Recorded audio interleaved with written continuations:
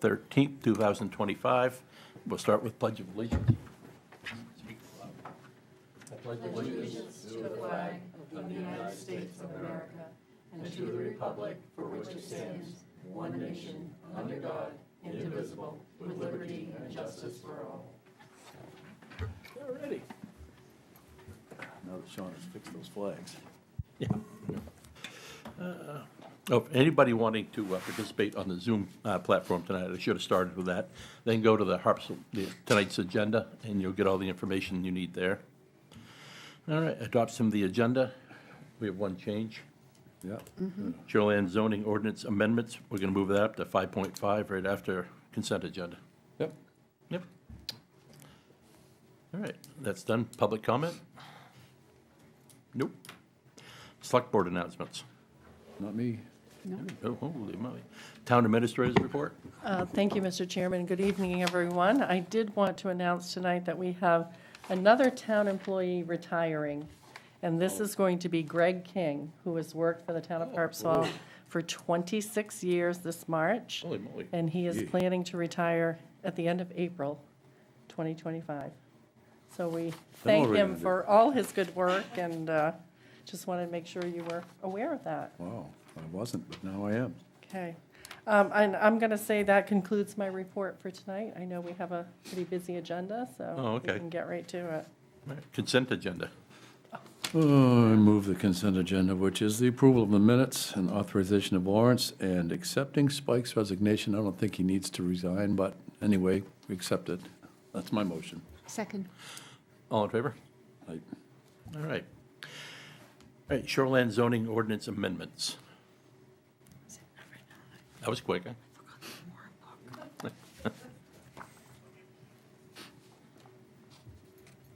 You guys are gonna get me home by bedtime tonight, if I like it or not. I think it's too late. So I've never done this before. Should I just be introducing my amendments? Okay. Yep. First, you introduce yourself. Margaret McIntyre, interim town planner. We started on a journey to update the shoreline zoning maps. It was prompted by the update of our FEMA floodplain flood insurance rate maps that were adopted last June at the special town meeting. As a part of that process, we worked on updating our shoreline zoning ordinance and also the definitions addendum to be more in line with Chapter 1000, which is the DEP's mandatory shoreline zoning guidelines. The maps at this point are still not ready to be voted on. We're still working on them, amending them. I don't think, that's still a workshop in progress. But we are ready to move forward with some of these amendments to shoreline zoning and to the definitions addendum. The majority, they have been called housekeeping amendments. So they're not supposed to be substantive, but the big changes are we reorganized Section 3 of the shoreline zoning ordinance, which tells you what the ordinance applies to. We moved part of the definition of freshwater wetland from shoreline zoning to the definitions addendum. In Section 13.1, which is resource protection, we changed one section. It's what the DEP recommended.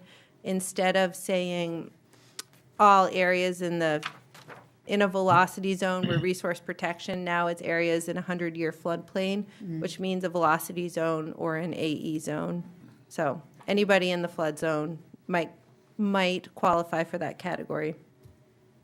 And then the other big change that we made that really affected both ordinances is under the DEP's recommendation, we got rid of highest annual tide as the boundary of a coastal floodplain, and instead we're recommending highest astronomical tide. And that really is not a big change, but highest annual tide was done on a database made by the DEP that they stopped updating in like 2018. highest astronomical tide is done by NOAA, and those tables are good for at least 30 years.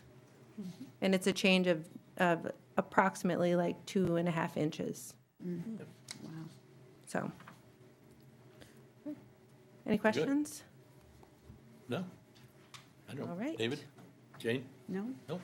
Margaret, did you just want to mention, in terms of process, there was a public hearing already by the planning board? Yes, there was a public hearing on January 29th at the Harpswell Community School. We heard.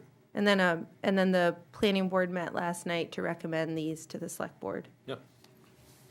Thank you.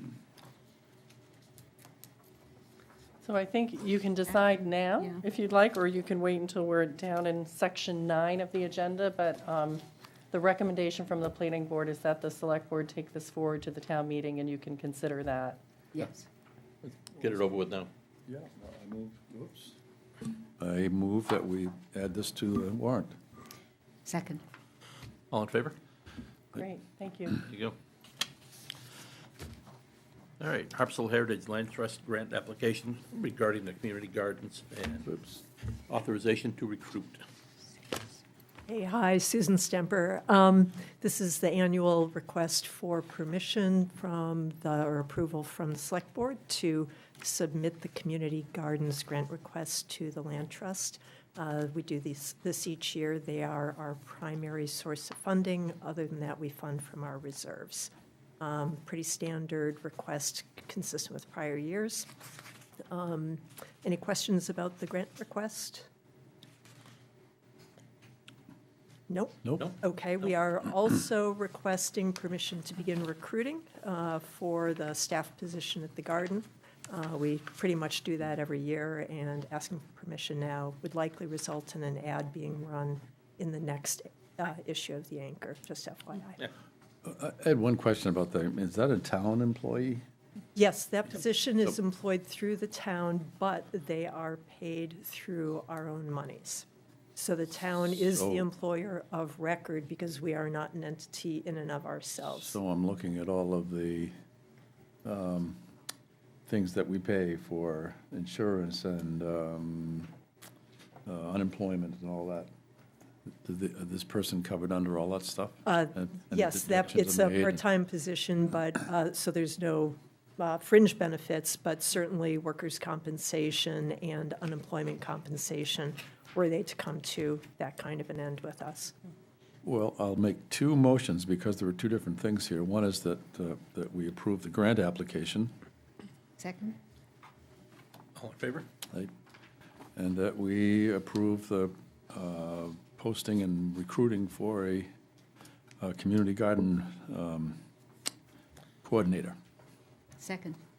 Okay. All in favor? right? Thank you once again. It was easy. All right. Letter to Department of Environmental Protection regarding continuing PFAS monitoring. So, Mr. Chairman, we have Paul Solselski joining us tonight. He's participating remotely, I guess so. and he is a member of the Restoration Advisory Board, and that is a group that really monitors the environmental conditions at Brunswick Landing. He serves as the town of Harpswell's representative. He's reporting to you tonight on some of the work that that group has been doing in light of the PFAS issue that occurred in August, and he's also recommending that the town send a letter to Maine DEP, making sure that the monitoring continues of the problem that occurred, and particularly from Harpswell's perspective, the impact on the Harpswell Cove area and the marine waters and resources of Harpswell. So let Paul join in. Okay, can you hear me? Yes? Yes. Okay. I am in Harpswell in spite of the background of my picture. I thought you might enjoy seeing a warmer scene right now. So I little changed the jealous, actually. background.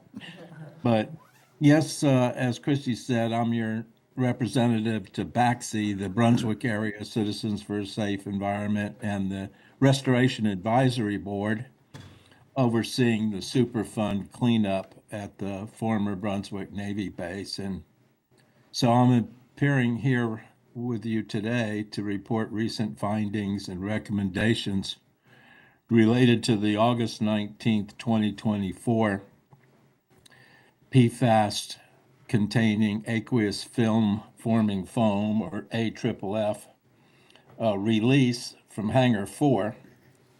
Navy is currently the owner of that hangar, and MIRA is the Mid-Coast Regional Redevelopment Authority is the custodian of that.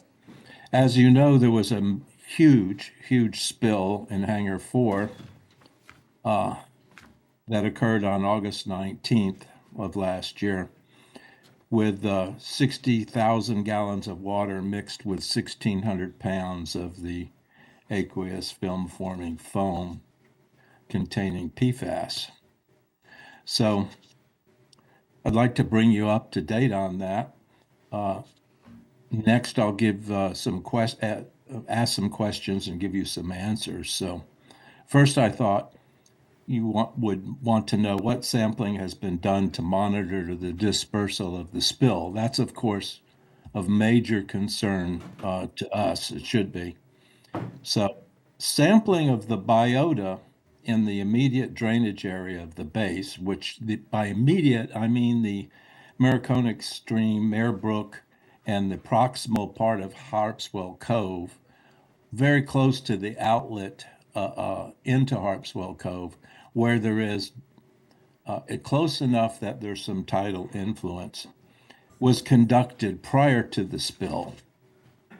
And post-spill, where possible, surface water, shellfish, and fish were sampled and tested 2 weeks post-spill and in December. So what are the general conclusions of that we can say regarding the spill? And I'll quote from the Navy's own documents, and I quote, "The release of firefighting foam greatly increased the concentration of PFAS, which is the one that most concerns the biota, in fish and the affected parts of Maraconic Stream and Mare Brook," end quote. And then, quote, "PFAS is gradually moving through the watershed, and most of the containment mass has already passed through the system," end quote. Well, what does that mean? Passing through the system means into Harpswell Sound, okay? They admit that. And then the data suggests, and I quote, "The August 19th AFFF release continues to discharge residual contamination into the stormwater system through the drainage system and into Harpswell Cove." So what are the results? First, there's little data that reflects transmittal of PFAS in Harpswell waters through base drainage. The lack of data should concern us all and elicit our response. Here is what we do know about post-spill biotic contamination, because the Navy has conducted some sampling of surface water, shellfish, fish, those three. Here's what we know about the post-spill biota. First, Harpswell Cove shellfish tissue sample analysis by the Maine Department of Environmental Protection. Lab results from the November samples were expected to be returned in March 2025, so we don't even have those yet. And at the recent RAB meeting, the Navy made it clear that, well, partial of it is lab complications, and partial of problems with the lack of more sampling is weather related. There was a sample taken in November in near Harpswell Center, and of shellfish tissue, but no results have been given yet. That is the farthest south that any samples were taken. In the Mare Brook drainage near Osprey Lane, which is barely tidal, values of PFAS are between 13 and almost 4 nanograms per gram. All of this is above the 3.5 nanogram per gram fish tissue action level. And those samples were taken between 9/9 and 9/23. And then in the Mariconic Stream, Merritt Brook, and Picnic Pond, fish tissue samples were taken. The samples there range from 28 to 298 nanograms of PFAS. And in the Mariconic Stream, after the spill, ranged from 528 to 4,687.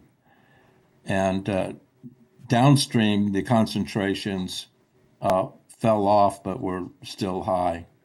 Now, this is the part of the drainage system from the base that goes into Harpswell Cove. Prior to the spill, 27 of 33 fish samples were greater than 3.5 nanograms per gram. That means that there's a do not eat advisory for those types of levels. Now, that's before the spill. So those do not eat advisories have been maintained since the spill, because obviously they're astronomically higher since then. Okay, well, how about Harpswell Cove fish tissue sample analysis? There have been none done in Harpswell waters. How about surface water testing in Harpswell waters? Well, marine water samples on the opposite shore from Princess Point Road, which is in our territory, right? Princess Point Road is not. That's part of Brunswick, but the opposite side of that is Harpswell. Had PFAS concentrations from 53 parts per trillion in 823, and between 158 and 162 between 826 and 94, and then they decreased to 75. All of these are high levels. I think it's worthy of saying that at the last RAB meeting, there were a number of Princess Point residents that have all had privately paid for sampling for PFAS and PFOS in their well water, and all were high. Now, there is a possibility in some cases that high levels in well water can be related to septic tanks. But in one case, the only case with a new homeowner that hadn't even used a septic tank, they came up with the same results. So the Navy said they would investigate. That's what they said. They would not.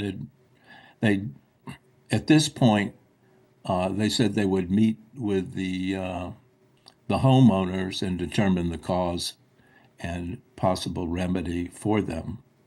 But the fact that the PFAS and PFOS levels are so high in Princess Point wells, I think points to the fact that there have been higher levels down into Harpswell Sound. So I have there are a lot of numbers here, but I have some recommendations for you. As you know, prior to the spill, I reminded you of the danger of PFAS in stored AFFF in base hangars and recommended a strong letter to the Navy encouraging its removal because it was a threat to our fisheries. This letter was joined by Brunswick. You declined to send the letter, and the spill occurred just as I predicted it might.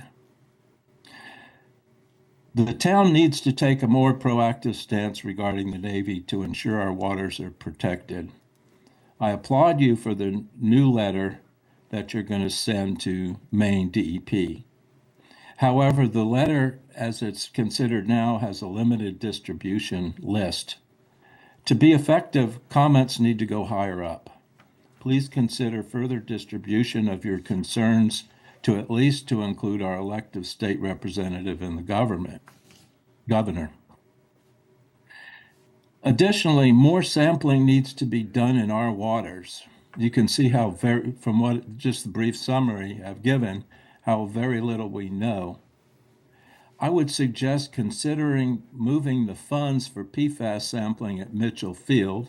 I believe Christy told me there had been some funds designated for that. Moving those funds to sampling in Harpswell marine waters. of shellfish, surface water, biota. If this is something that interests you, I can get you a cost breakdown on what it would cost for individual surface water or sediment or shellfish or fish samples.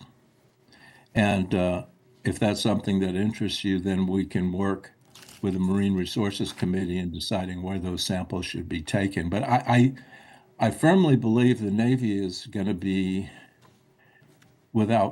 even with strong encouragement, not going to do detailed sampling. Now, there might be some private sampling going on that I don't know about, but I've done some inquiring, and I don't know of any so far, but I'll continue to look into that.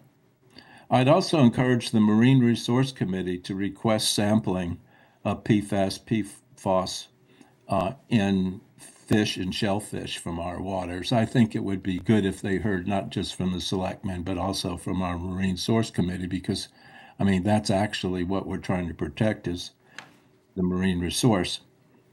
And then finally, I'd like to let you know that there will be a Backsea open house in the Brunswick Town Hall at 6 p.m. February 24th. I believe Christy attended our last one. Didn't you, Christy? Yes. Yeah. Backsea members will be on hand to answer questions from area citizens, both from Brunswick or Harpswell. And I encourage you to send a town representative, as attendance will no doubt be noted, if not taken, I don't know, by the Navy as additional. They won't be taken by them, but they may get an attendance list. And your participation would be an additional expression of our concern about Harpswell Cove. As you can see, the effects of the spill are not fully known yet. A lot of the samples taken are still being analyzed. We're thinking by next month, we should know more.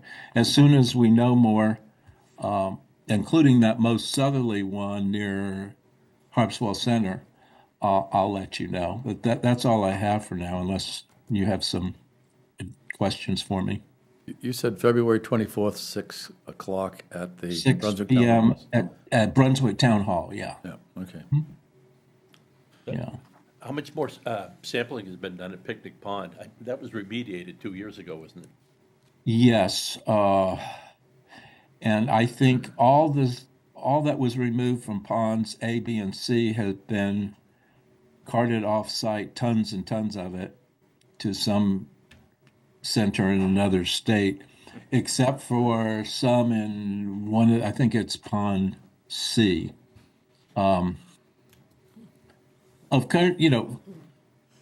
think it's fair to say that for years we've been worried, and Backsea has been worried and about groundwater transmission through the drainage system and through its storm water system. And for a long period of time while I've been on the committee, which is, I don't know, 8 years maybe, or more, for a long time, they poo-pooed the idea that was happening. But now they've accepted the fact that that is happening, and a source for PFAS going down and into Harpswell Sound, which is very interesting because they spent millions remediating those ponds, only to find out that now the pollution is going into the remediated ponds.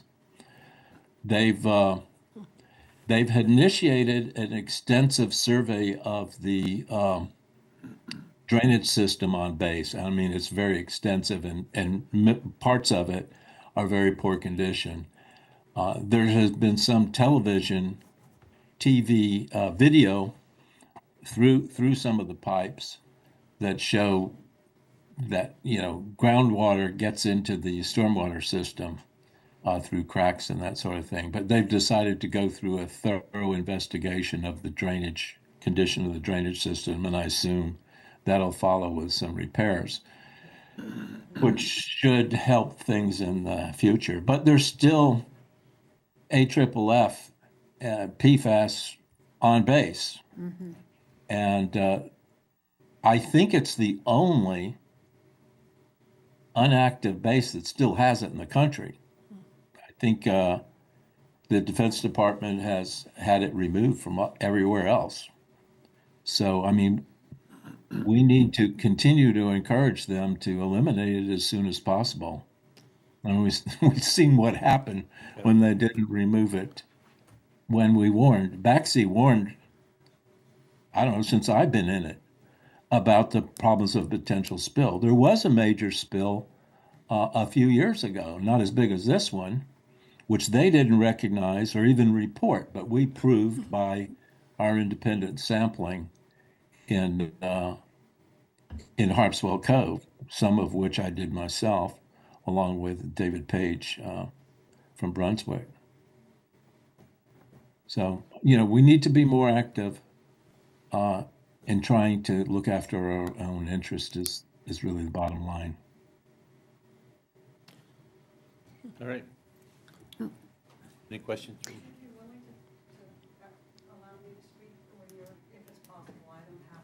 I don't see why not. Go ahead. Do it. Depends on what you're going to say. Yeah. Well, I just want to thank this gentleman as a citizen of Harpswell. What you're doing is really profound. And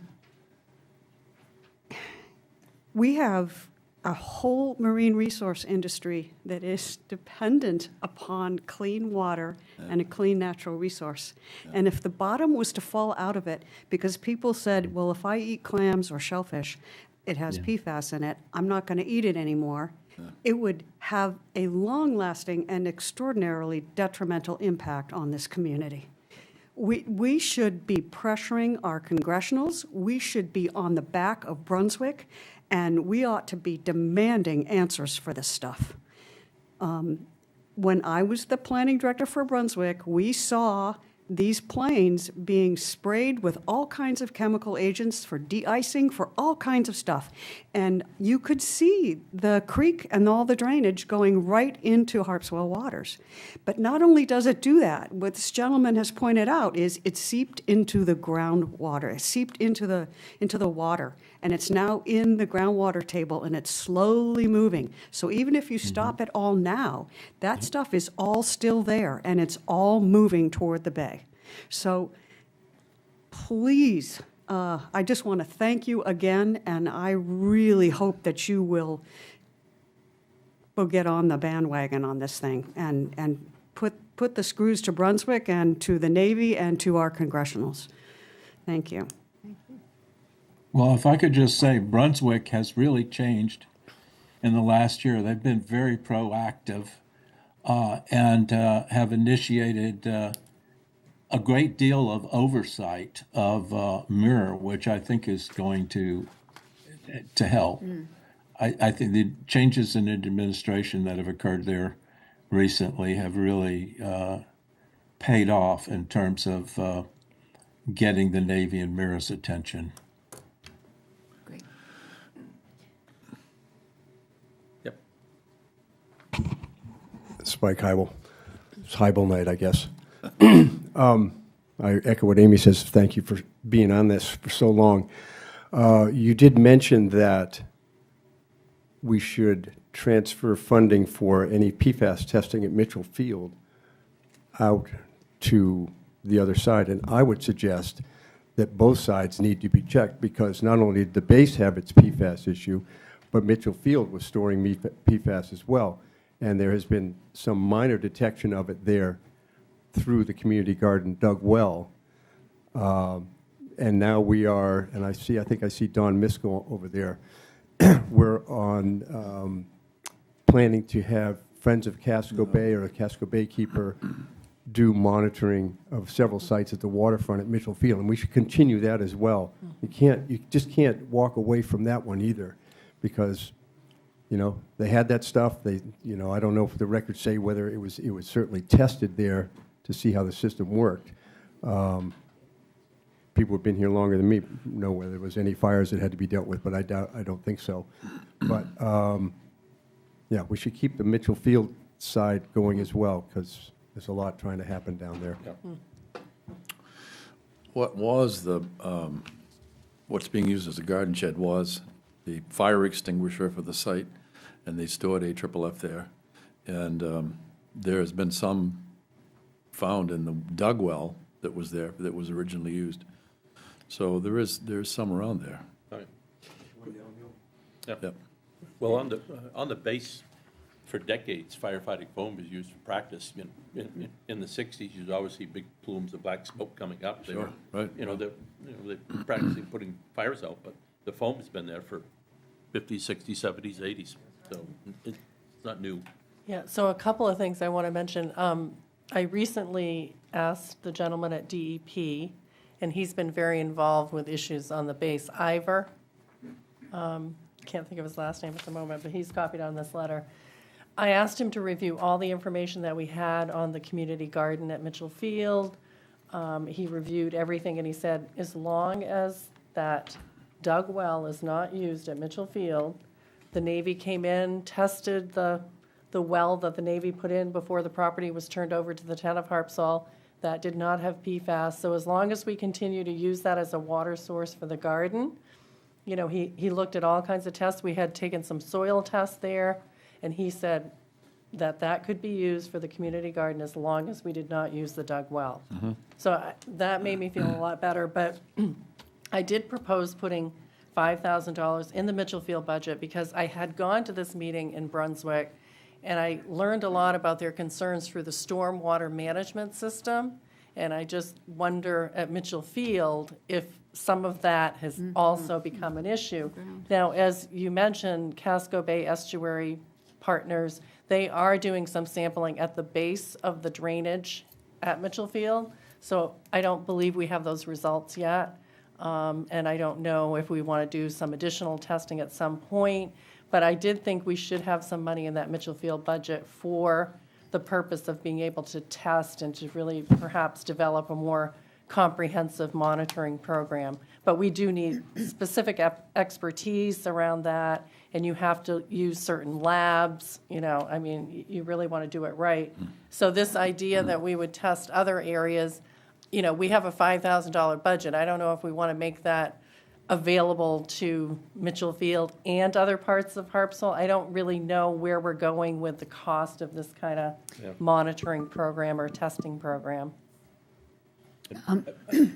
I would think, I don't know, Paul, I also want to express appreciation on behalf of the whole town, as has been done from people in the community, for what you're doing and what you have done for so many years. It's invaluable, and without you or another person with your background doing this, we would be in a very different place.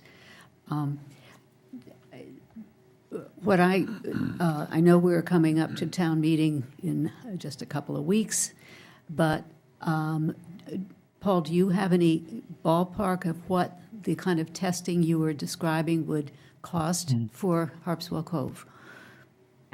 How much time do we have before you would have to have that number for town meeting? Tomorrow. Well, Tomorrow. ASAP. The budget, No. we're having another meeting with the Budget Committee next Tuesday, so. By It can be a Tuesday, ballpark. Yeah, It can but be just a ballpark. It doesn't have to be Right. definitive, but we're talking about Right. $5,000 or $30,000 or, whatever. Yeah. Yeah. I think I can have a ballpark number by Tuesday. Great. Yeah, I'll try to do that. Another option might be to just amend the Mitchell Field $5,000 to include also sampling in Harpswell Cove. And if that money is all used up, then, if we don't, I'm just saying that's an option if we can't get a number for you to make a separate earmark for Harpswell Cove in time for the meeting. I don't know. But, if we do that, there's only 5,000 in the budget, that's only 2,500 for Mitchell Field and 2,500 for Harpswell Cove or up there. So if you could possibly get a ballpark number by Tuesday, that way we could leave Mitchell Field alone and. Yeah. I asked Christie about the Mitchell Field. Evidently, that money can't be used for anything offshore Mitchell Field. Is that correct? No, it could be related to Mitchell Field, anything related to Mitchell Field. Okay, Yeah. okay. So, Well, could that's be good. used, water, land. I think Yeah. I think maybe Don can correct, but we have 3 samplers are going to be taken at Mitchell Field. So if you, I don't know how many being thought of for Harpswell Cove and in upper part of the Sound, but that would be, if you doubled that, if you took 6 samples, you'd have 10,000 roughly. I mean, that's the only way you could extrapolate right at the moment. I mean, what price were you getting per sample? I have no idea. I'm just Yeah. going off the We're 5,000. just using a Oh, ballpark figure right now. Ballpark of 5,000 Yeah. in Mitchell Field.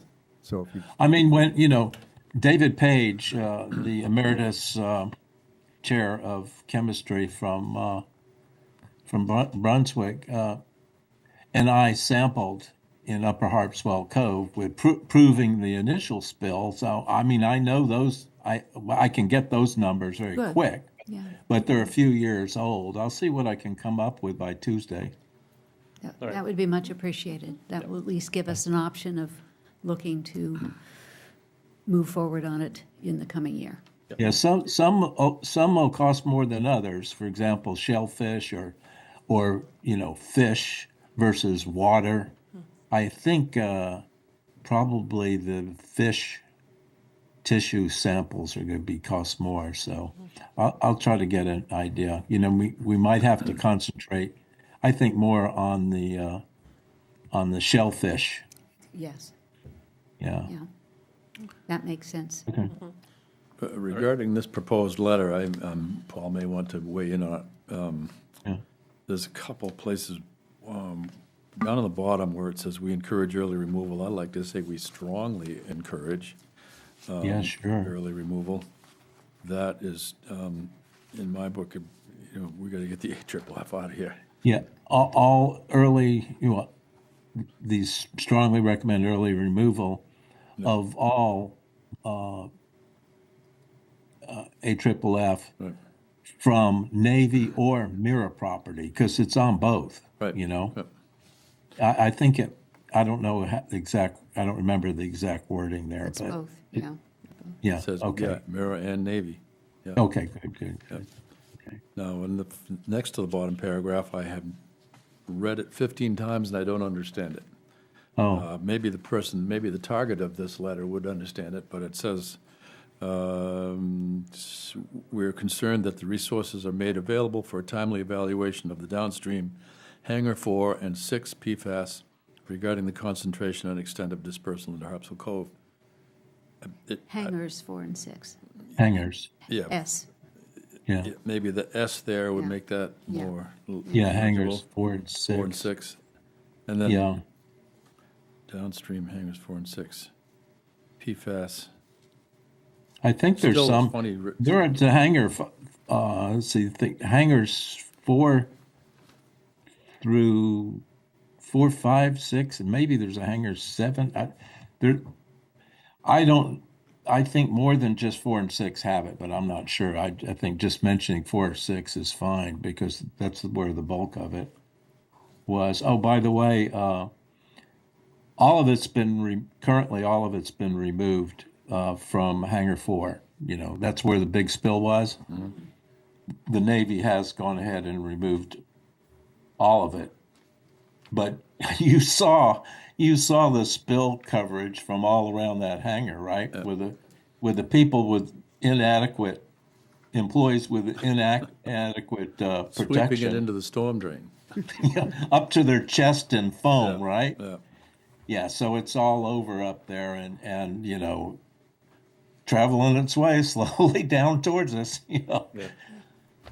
I would also like to see this CC'd to some elected representatives, and maybe to Casco Bay Estuary and Friends of Casco Bay.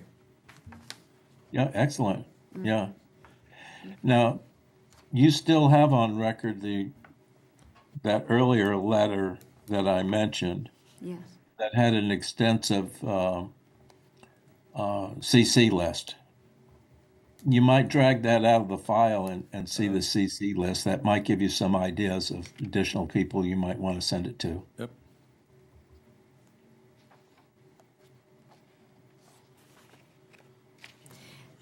Could you, I'm just looking at the note I made when you were talking earlier, Paul. Did you also recommend that we,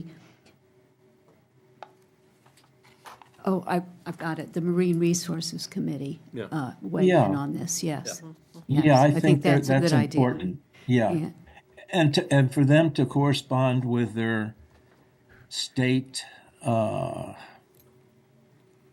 corresponding entity. I forgot the name of it, but there's a similar state body for marine resources. Department of Marine Resources. Resources, Yeah. yeah. Is it? Okay. Yeah. Yeah. Yeah, I am noticing in our current warrant, we also have $5,000 for marine resources and shellfish conservation activities and projects. I'm not sure if they have a specific project in mind, but that potentially could be Yeah. used for Yeah. testing. So we might be able Maybe some. to cover yeah. that, cover some of that. Usually, a lot of that is used for clam seeding, isn't it? Some years Has it been, is, some yeah. years Oh. it's not, so. Oh, I see. Our marine wardens also, they do meat samples of hard shell clams, soft shell clams, along with our harbor master. That's part of their Yeah. duties at water sampling. They've been doing up in the bay. And have they been doing PFAS? It gets sent to the state, I'm not sure. I don't know. I know they have to go to specific labs for PFAS testing, Yeah. and it does get more expensive. Yeah. Right. All right?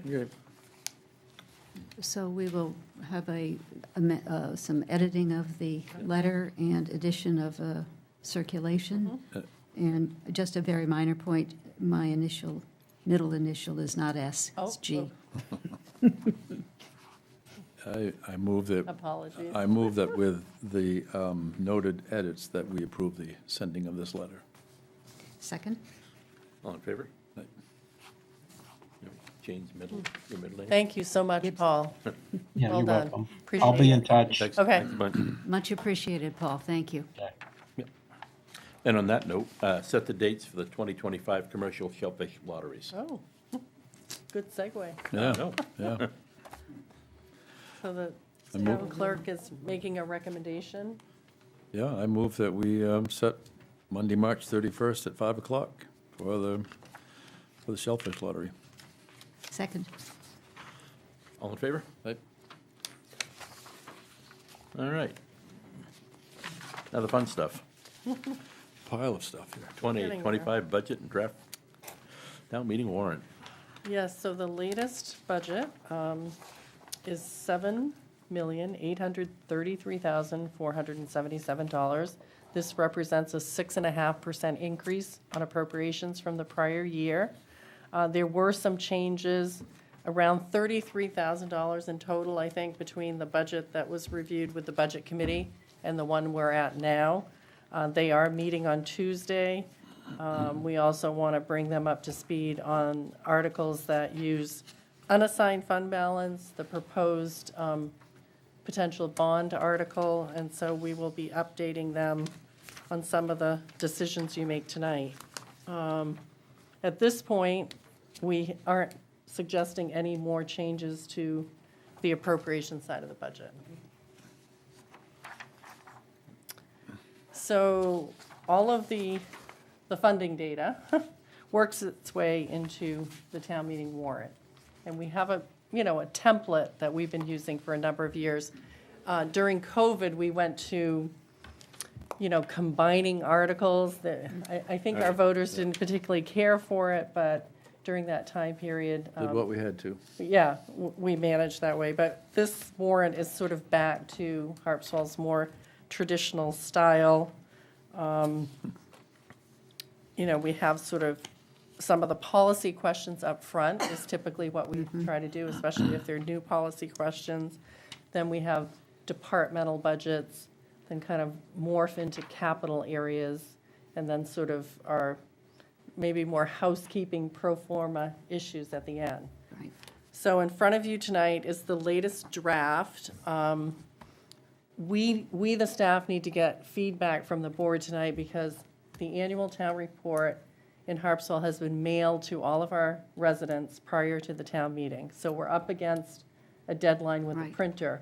I do think people need to understand that the warrant that is printed in that town report is not the final official warrant. We try to get it as close as possible, but there are things that happen between now and the night that you sign the final warrant that we can't always predict. So I think when you're discussing these additional articles tonight, just keep in mind that we are looking for guidance on what to put in the printed Right. version of the warrant.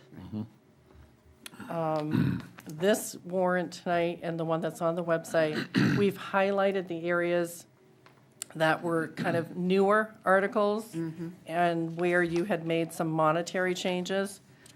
So I think the first one that I would bring to your attention is Article 4, and this had come to the board previously. Harpswell Aging at Home is interested in leasing the former concession stand at Trufant Somerton Field for a storage building for up to 5 years. Again, the board does not have the authority to enter into multi-year contracts, so this is on there to get the authority from the town meeting for the board to be able to do that.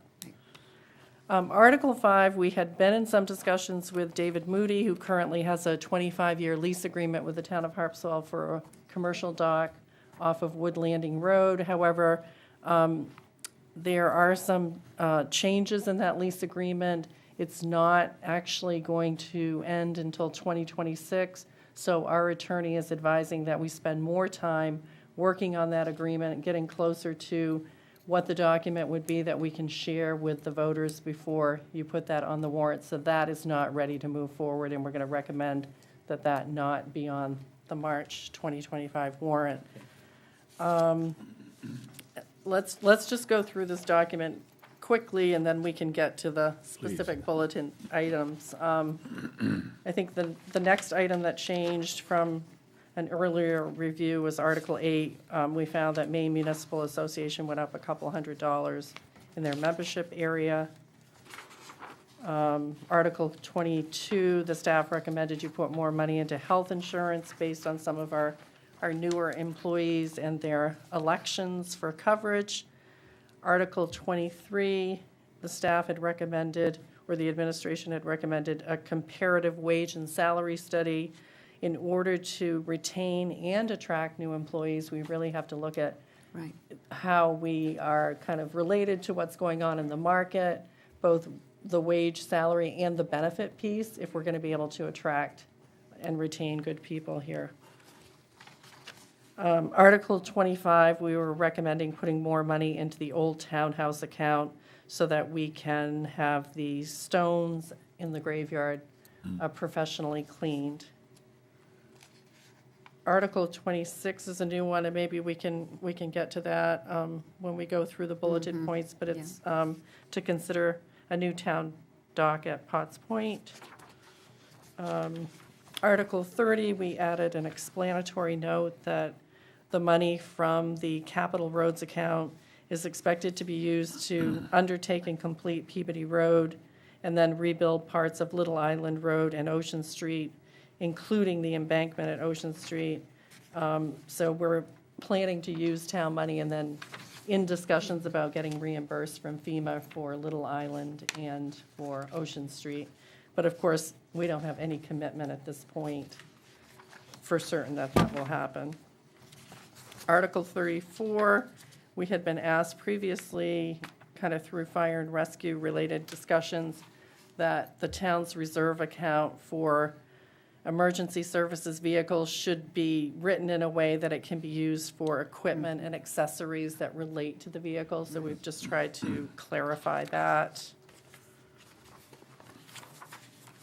Article 43 is a new one. the New England Fishermen's Stewardship Association came to the select board and asked for the town of Harpswell to provide $5,000 to the organization. So that's in there.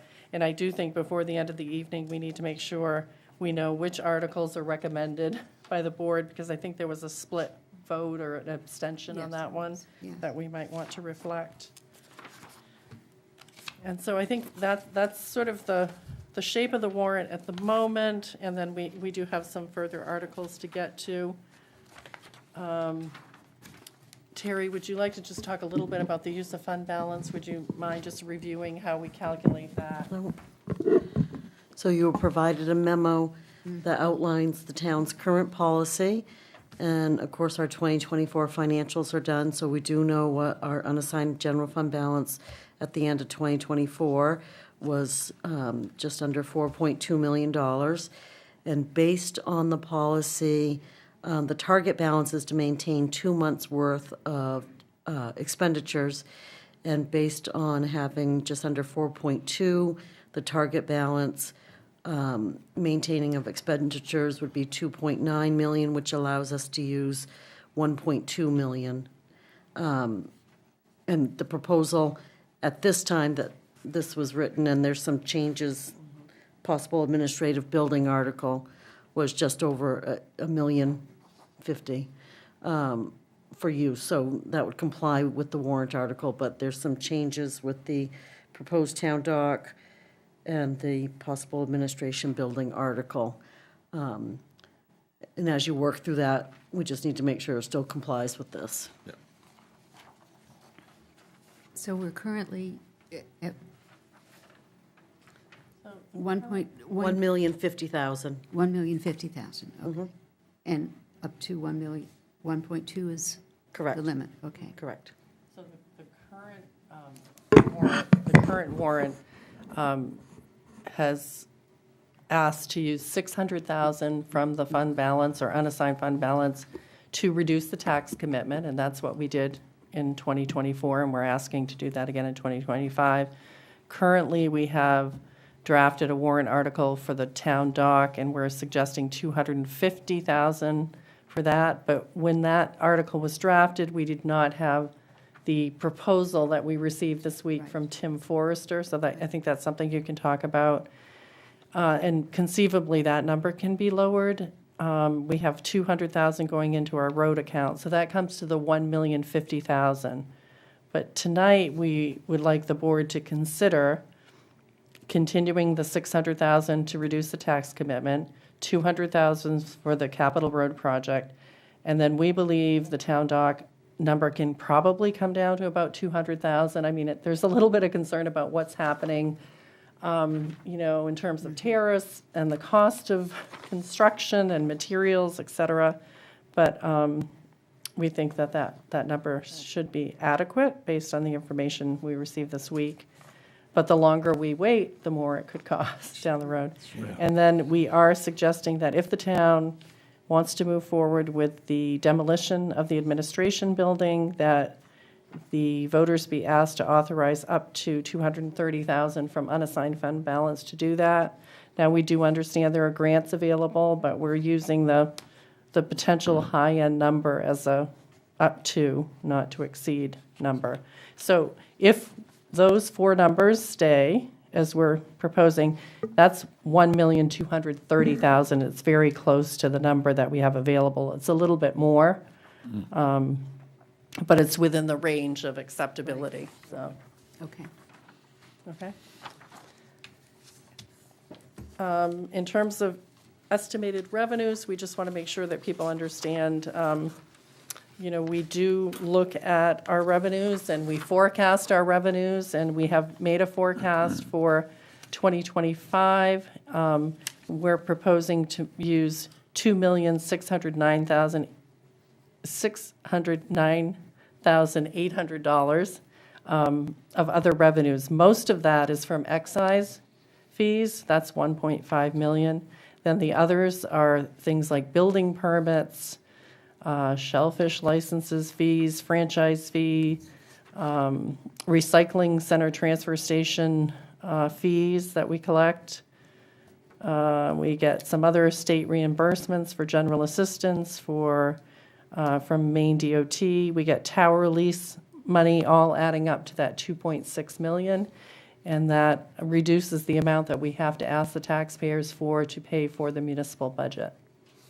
And I know our budget committee was very interested in whether or not the proposed budget was going to be within the LD1 limit, and it is within that limit. The state law no longer requires that a town has to meet that limit, and so therefore there's no vote at the town meeting for that purpose. But the budget committee, and I believe the select board was interested in knowing if we were complying, and we are.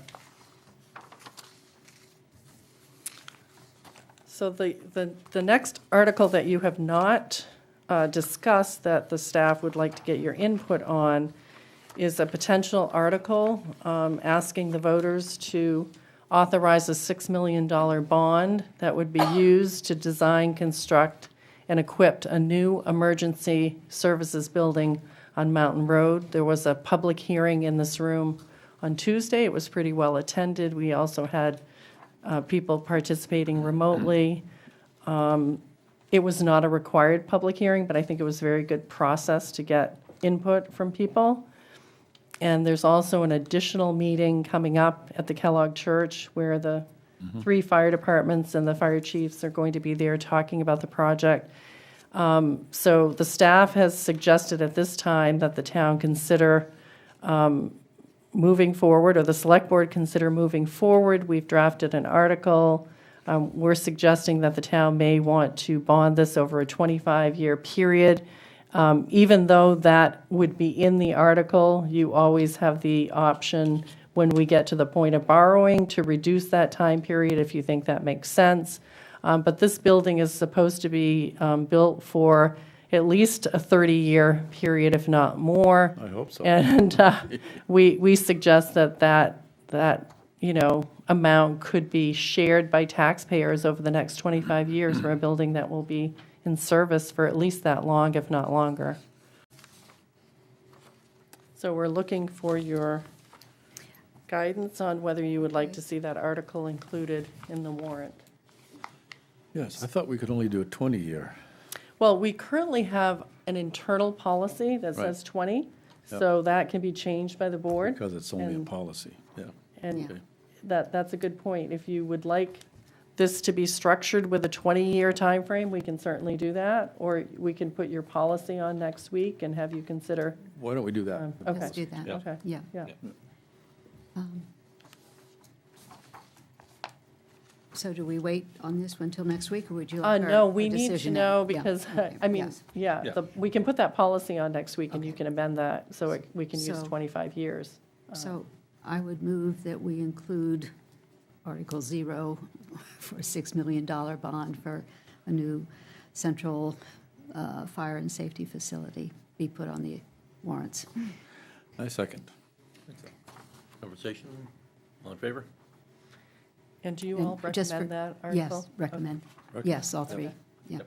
And just go back, I don't know if you need a formal motion to take out Article 5, as you I think we suggested. could replace, if you would like to, I don't think it needs to be formal because this, You'll put something else in? yeah, I think Okay. we could put this in as Article 5 if you think that's the appropriate location. Oh, yeah. We'll get to that. Oh, I'll- okay, you want to I'll- wait? Okay, Well, no, as far as where things are going in there. Yeah. okay. The two most discussed articles on the floor will be the comprehensive plan and the fire station. Exactly. Yeah. Yes. And so if we put it at the end, the crowds will be leaving. so Yeah, I would recommend the beginning. I think those are major policy Oh, yeah. questions for the Yeah. town, and so I would absolutely recommend that. And I think, yeah, that is the next question or article we wanted you to talk about is, assuming you want to move forward with that comprehensive plan article, and there is an upcoming public hearing on the comprehensive plan. It's on Saturday, February 22nd. I believe it's at 10 o'clock at Yes, Harpswell Yes. Community School. yes. And that's a requirement. And you will make your final decision on the 27th of February, but I think tonight it's finding out whether you want to include it in the version that's going to the printer. And if so, where do you want to put that? Up front, before the bond article, after the bond article? We We'll could come to take the some order. Yeah, input. Before. Do you want to do the order now, or do we? I would just ask the staff just to have them right after each other. I don't care which one's It needs first. to be up front. Yeah, And you don't have a preference no, on? get it out of the way early. Probably a better way of putting that. Okay. So you just want us to decide, flip a coin? Yeah, Yeah. well, yeah. Yeah, well, And we get into the money part, starting on Article 6, so maybe comp plan first and then bond. Okay. yeah. And I just have a couple of suggestions for the wording on the note to go with the one on the comp plan. Yes. Somewhere include that the information is available also on the town website. Yes.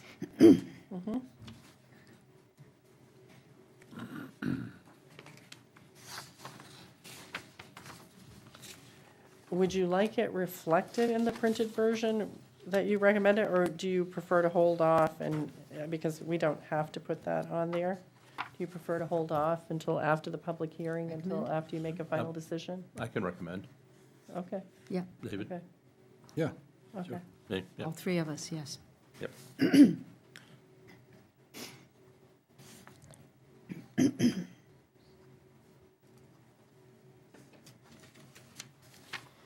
Okay, the next item, the administration building article.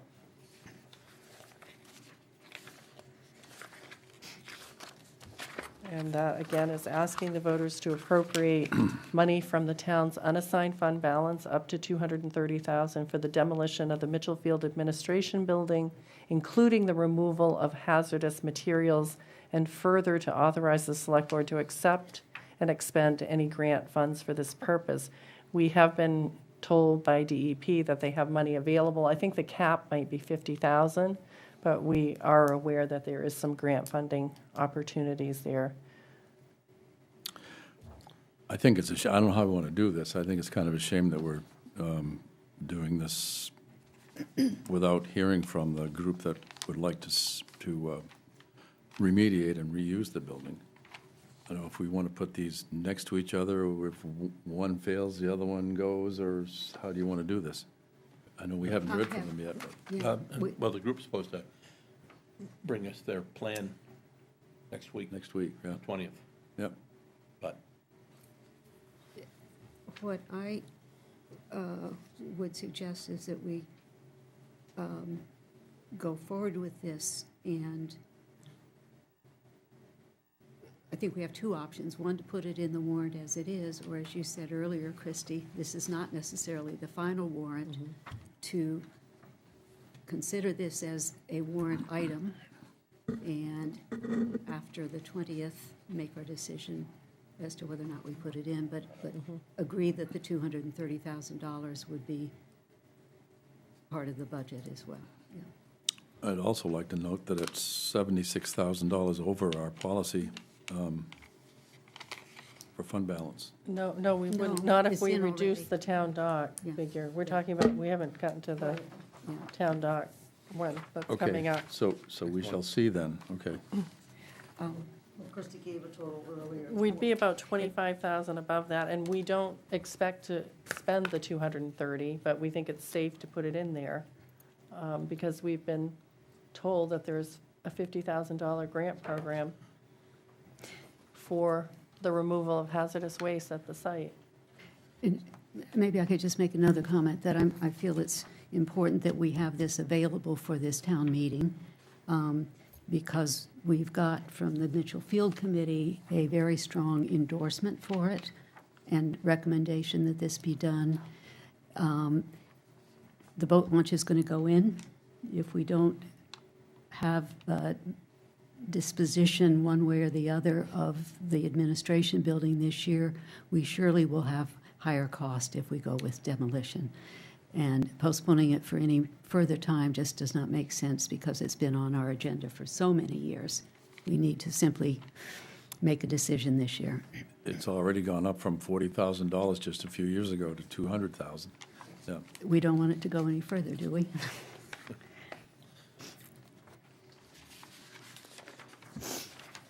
Where would you recommend putting that item? Would you like that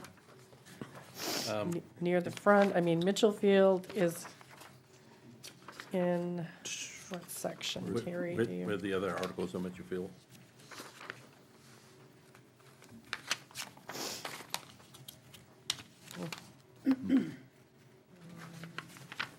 Oh, it's Mitchell Field's Article 27.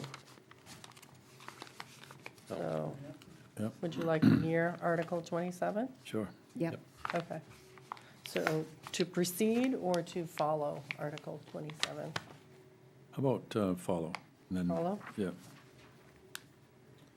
Okay, and so we're only putting the one article. You said something about two, but I think we're just going Well, with one. you're one for now, yeah. Yeah, okay. And if the board is not comfortable making a recommendation because you haven't received that information, we can just leave that blank on this version. Yep. Okay, and so then, the final one is the dock. Oh, the dock. And-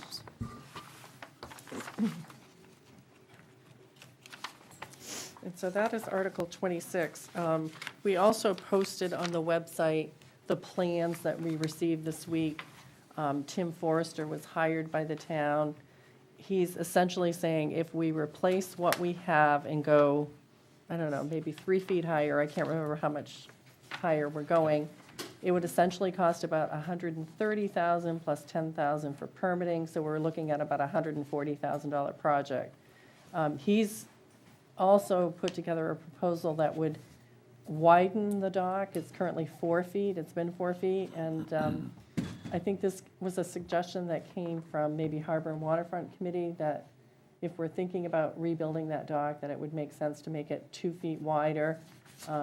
So Tim Forrester did give us a cost estimate for that.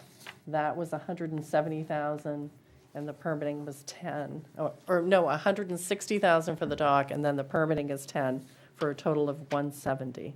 Now, recently, there's been some discussion about the town needing a longer ramp Because the dock's higher. because the dock's higher. Everything. We currently have a 40-foot-long ramp, I believe, and we're looking at potentially a 50-foot one. And we were quoted a price of like $26,000 for a 50-foot ramp. They suggested we might be able to sell our current ramp for 10. But in any event, I think we're recommending that the town should probably, we could probably reduce that number and go to around 200. But again, I think it's a project we really need to try to get started in 2025 because costs are escalating. Everyone who's giving us estimates now have these little, clauses about, it's very hard to predict where some of these prices are going to be going, so. Which brings me to a point. Yeah, sorry.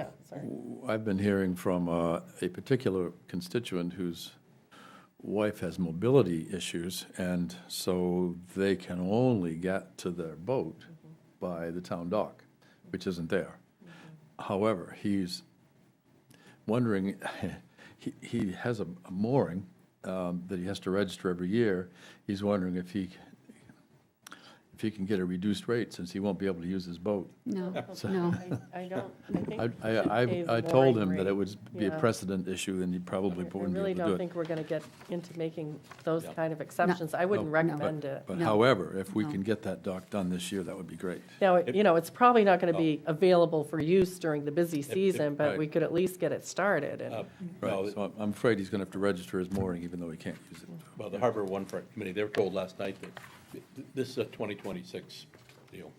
It's not going to happen this year. Even with approval. Wondering about that. Just Yeah. finding a contractor. Oh, I think True. Ben Wallace built the last one, both Bens. yeah, I mean, I think there's always this growing concern that the longer we wait, is it going to be enough Yeah. money? Now, I will say, we have about $100,000 that went into the general fund from our insurance proceeds. So that's part of this $200,000, the use of those proceeds. And then we're, of course, in discussions with FEMA about what they're willing to reimburse us for, but I don't think they're going to reimburse us to go with a 50-foot-long ramp necessarily. I think that's outside of what they would reimburse us for. Yeah. There are But- other options, you know, we Yeah. can look into adding 10 more feet onto the ramp we already have. Okay, yeah, yeah. There's a fellow in town that builds ramps. Yeah. The other thing I want to say about option 2, and again, the town meeting can kind of weigh in on this too. We'll just have enough money to do either option, Yeah. really. But option 2, the one for 160, allows for a float on the south side. Right. I don't know if we'll have enough money for the float, but we'll get it permitted so that that float could be added Yeah. potentially in 2026 if we needed to. Yeah, I think, that's what Paul Yeah. told the committee last night. Oh, that makes sense, because I was wondering if we didn't have enough money. Right. And we don't want to go back and get another permit. Right. We just Right. want one. So we would get the Yeah. permit for that. Good, Yeah. good. So if you did reduce that to 200, and we have the 600,000 to reduce the tax commitment, 200,000 for the roads, 200,000 for the dock, and then up to 230 for the building demolition. That puts us at 1,230,000, and our policy is 1,204,000. So we're really like 25,000 in the scheme of things, I think is not We can- like Yeah. going way beyond what you can do or can No. offer up to the voters. And again, we don't expect to spend 230 for the demolition. And people should know that it's just not recreational boaters, there are commercial guys using that wharf now. Oh, yeah. We're Yes. using that wharf. Yes. So Yeah. it's not just the perception That that it's it's just recreation, Yeah. yeah. So I think we got feedback on everything we need for the moment. Do you agree, or? I think so. So we're done with that. Good. The big bit. We good with that? Big- Yeah, I think so. Oh, accept donations. Short list, Dave, I can get them. Okay, go for it. Richard Gay and Mary Maroney, $150 heating. Elijah Kellogg Church, $200 heating. Nathaniel and Jeannie Wheelwright, $500 heating. Burbine Investment Trust, $250 heating. Sandra Galanka, $100 bandstand. William Cheever, $1,000 heating. Anonymous, $100 heating. And John and Lorna Flynn, $300 heating, for a total of $2,500 heating, $100 for bandstand, for a total of $2,600. And you move that we accept that. I just did. I second it. All right, all in favor? All right. Reschedule the hearing for the, sorry, here comes Mary Ann. Yep, the shellfish capacity study. I'm pretty sure they got them. She did a short summary for us. Marion, they have the February 10th. They have the February They do. 5th, wonderful. Okay, I'm just going to make sure everybody can hear me. Good evening, I'm Mary Ann May, here tonight regarding the Marine Resources Committee application for a shellfish capacity study. I apologize that it isn't in the complete form. However, but we are working with the Mid-Coast Council of Governments. They are going to administer the form, and we are working together to get it written. What I'd like to do tonight, though, is to just go over how we're breaking it out, the background. This is similar, it's the same project we talked about a month ago. We were invited by the Maine Outdoor Heritage Fund to apply a full application. Knowing that they only award up to $30,000. We've taken the original project and broken it into two scopes. And we're going to take the first phase tonight, which is going to take care of the data collection and field verification. That takes about a year, and the feeling is that's the important part. We can get started on that, and then we will continue to look for funding to fund the balance. So wait, you just want to fund task number 3 tonight? That's what you're asking about. Tasking to fund data collection and field verification, which the grant on page 5 shows as cost without model. This is you. Yeah, Yes, yep. Yep, yes, Okay. yep. Okay, total, yeah. great. So basically, how we are going to fund this, basically, is figuring $30,000 for the grant. We are going to get in kind because Paul Plummer, the harbor master, is going to take the data collectors to the site, and so there's going to be the cost of the boat that we are providing, as well as the labor for who's running the boat.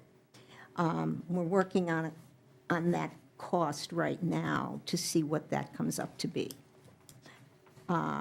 Secondly, we're going to have in-kind administrative costs from MCOG, who is administrating the program. There'll be our costs that we have here. Again, got to figure the hours on that. And then the third item will be, we've talked with the Resiliency Committee, and they have voted to go up to $6,000 to make up the difference. So ideally, once we get the costs from Paul and the administrative costs, the difference then would be filled in by Spira. Question, Mary Ann, is the grant, it would be for 30,000 or up to 30,000? Do we know at this Well- point what the amount of the grant is likely to be? It depends how they lay it out. We're going to ask for $35,009, Okay, and then we would make up the difference okay, in those kind, ways, yeah. in those ways, so that it probably is going to come up that they would then give us 30. okay. But the Spira funds would fill that gap They will between fill whatever the- the grant is and the 35.9? Exactly. Okay. Okay. We have letter of support from Bowdoin Coastal Study Center. We expect a letter of support from Dr. Lisa Milk of NOAA, who was interested in supporting shellfish capacity studies. We have a letter of support from the town of Bath, because we think that they may have some input on this, on the new meadows. And, yeah, so And what am I missing? our committees, aquaculture or marine resources? Yes, we would like to get the aquaculture working group and the marine resources to weigh in on that as well. Yeah. So what I'm asking for tonight is, I was about to ask you that. was I was for you waiting. to approve the application for $30,000 from, I'm going to say, from grant funders, and up to $6,000 from Spira, and allow Christie to sign the final application when it's finished on Tuesday. I so move. Second. All in favor? Thank you. Yeah. Good job. Mary Ann, do you know when the awards are going to be? No. Oh, okay, I'm just I think curious. about 3 months, 3 months, Oh, okay. there you go. because they would be able to start this summer. Oh, okay. Thank you. Yeah. Wonderful. All right, now reschedule the public hearing for Curtis Memorial Library. And the reason for rescheduling, we didn't get the notice out to the public that we needed to. So we're asking that you reschedule that public hearing for next Thursday at 6:30.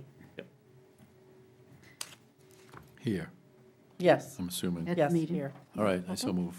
Yeah. Second. All in favor? Great, thank you. Public comment? Ben, you got anything? Oh, you're it. He dasn't. Other business? I don't know, yeah, I can talk about this. We, was talking to the Harbor and Waterfront Committee and the Aquaculture Working Group, and about having the Aquaculture Working Group be its own committee that will handle the LPAs and all the other licenses come along.